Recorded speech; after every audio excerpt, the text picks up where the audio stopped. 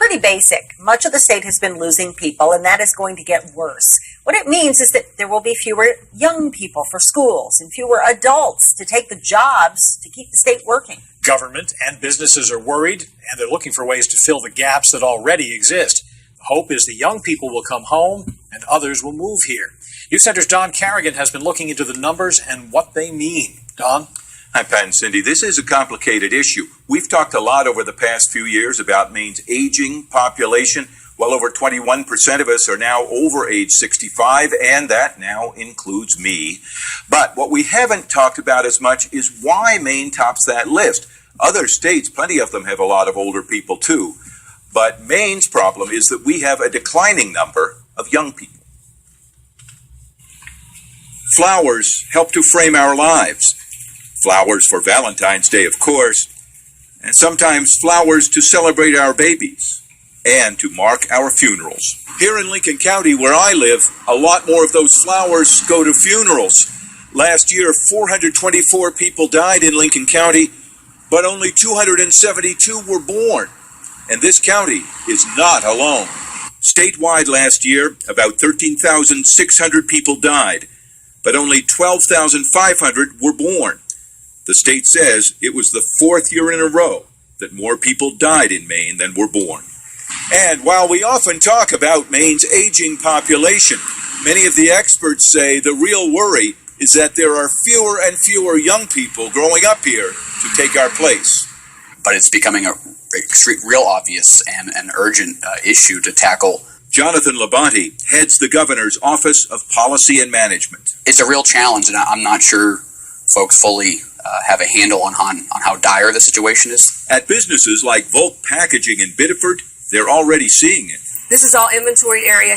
This third-generation family business has about 83 employees designing and making cardboard boxes.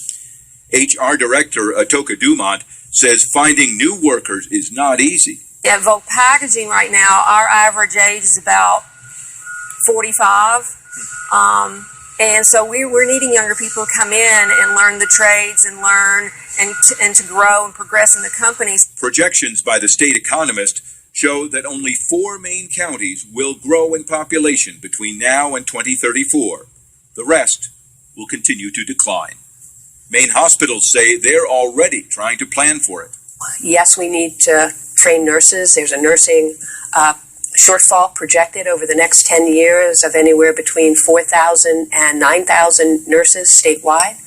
Maine General HR Director Rebecca Lamy says she thinks they can find the next generation of nurses, but will need help. We have plenty of students who are interested in healthcare careers and nursing careers in particular. They apply to schools. The schools can't currently handle the number of nursing applicants that they have. She says nursing schools will need more faculty and resources to meet the need. Just about everyone we talked with said the real challenge is simply getting more people to live and work in Maine. Convince high school and college graduates to stay and others to come home. And then convince thousands more across the country and around the world to want to move here. For here to go. Jamie Pacheco and her fiancé, Nate Wilds, are helping to lead the way.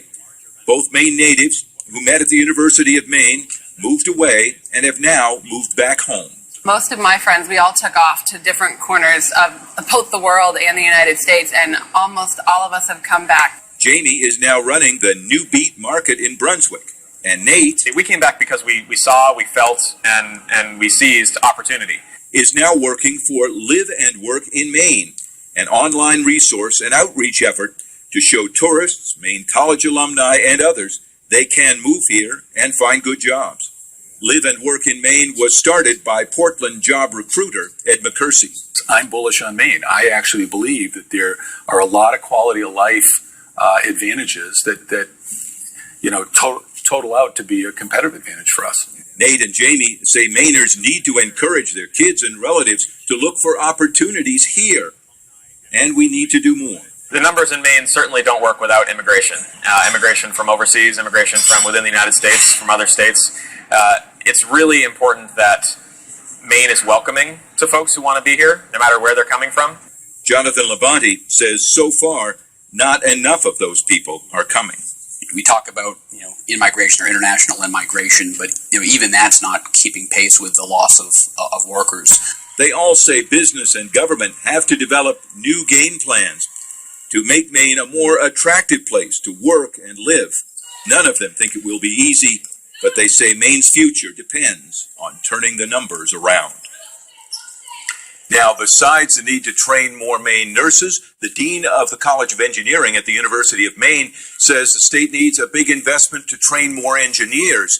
He says that they expect 2,500 engineers in the state to retire over the next 10 years, and that currently Maine does not have the capacity to fill that gap. We'll be reporting more on this in the months ahead and looking for ideas that could help. To do that, we'd also like to hear your ideas. Please go to our Facebook pages where you can answer the question that we ask: what can Maine do to help keep and attract more young people to live and work here? Big problem. The numbers are clear. An aging population, a low birth rate over the past few decades, more young people leaving the state, and few moving in.